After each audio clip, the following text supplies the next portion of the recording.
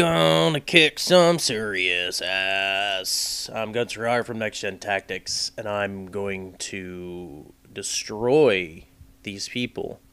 And I like them. Don't get me wrong, they could be good people. Maybe some of them, know how to make a really good Mai Tai. But I don't care. So we're in free-for-all. Every man for themselves. Or every kid with a mic that wants to get muted. Oh, we're using the AUG. I didn't even know we were using the AUG. I just loaded up the video and decided I was going to destroy people. On that, a quick note there, actually, on the claymores. I'm gonna bitch. Not really. I'm gonna say something, and believe me, I love claymores, which is why I use them. However, I think Treyarch failed on this. I mean, I think they have too little experience using modern weapons and these other gadgets that, like, say, Infinity Ward has used for quite some time.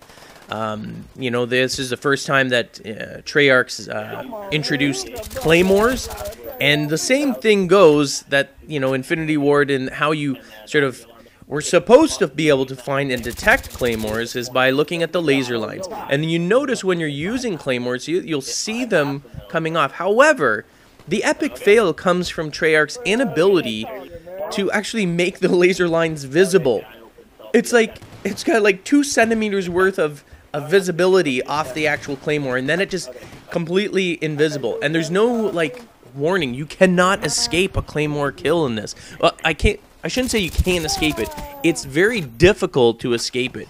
The trigger mechanism on a claymore is so fast that I don't know, they're so much more deadly in this. And I don't think that that's fair. Like, I'm a big user of claymores, but I like the fact that I have to rely on the fact that I place them in a tricky spot, or you have to place them properly in order to get good kills. But it seems now, because of the lack of detection ability and the lack of a decent sized fuse on it, like, you know what I mean, like a warning click and then boom. Here it's just like click boom and you're dead. So, I don't know, they epically failed. They're like, just look for the laser lines, and then you'll be able to detect if there's a claim. No, there's no laser lines, Treyarch. You guys failed on that. Fail. Come on, man. You look at even Modern Warfare 2 or Call of Duty 4, those are laser lines. Those are some lines that you can easily detect. Whereas Treyarch puts on these faint things. Like, tell me how many of you guys find it super easy to see the friggin' laser lines coming off the friggin' claymores? No. If you either didn't check and you can't see the claymore itself before you friggin' run into it, you are a dead man. The claymores are deadly. And you know what? I like the fact, because I used them, I like that fact. But on a defensive note, it makes it near impossible to actually... Damn it, that guy. I was so close to getting my next kill streak. Anyway, it makes it so difficult to detect them and get away. Oh, shoot. I was going to say Shazbot. Oh, wait, I just did. Yes, Shazbot. I like, my favorite kill streaks actually to use in free-for-all is, what is it? Napalm, Mortar Strikes, and then, of course, either Chopper Gunner or the Gunship.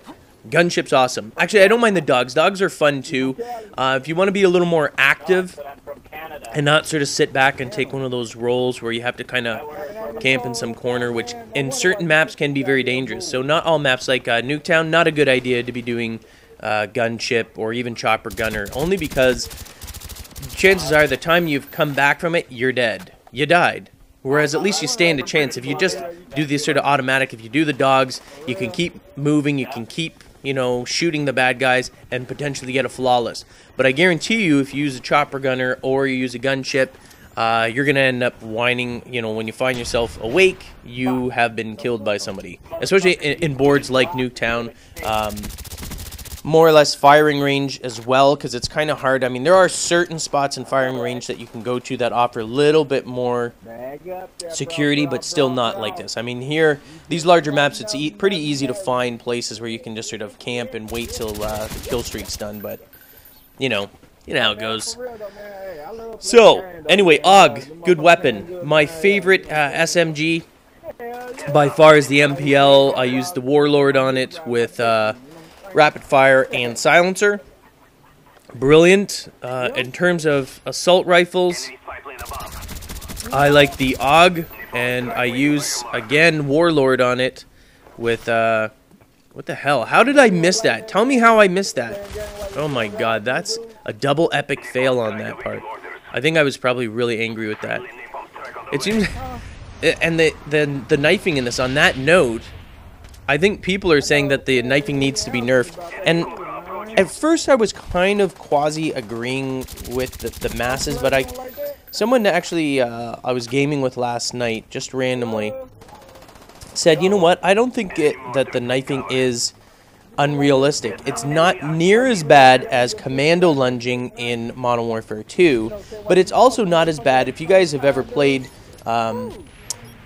if you played World at War, and to a certain degree also in Call of Duty 4, the knifing was not very effective. It was very difficult to do, especially in World at War, though. Very, very difficult. The knifing, the melee attacks in there were not good at all. They were very, very dangerous to pull off. You'd have to practice a lot, like Only Use Me Blade, you know, would probably be able to do well in it, but for the most part, most gamers would find it frustrating to actually knife in World at War. However, in this game here, they kind of give you an in-between. I think it's a realistic in-between. It's not near as atrocious. I'm glad the knifing is not as bad as it was in World at War, because that was horrible knifing. Again, kind of a fail from Treyarch on that note. And don't get me wrong, I don't hate Treyarch. I love World at War. I love that game.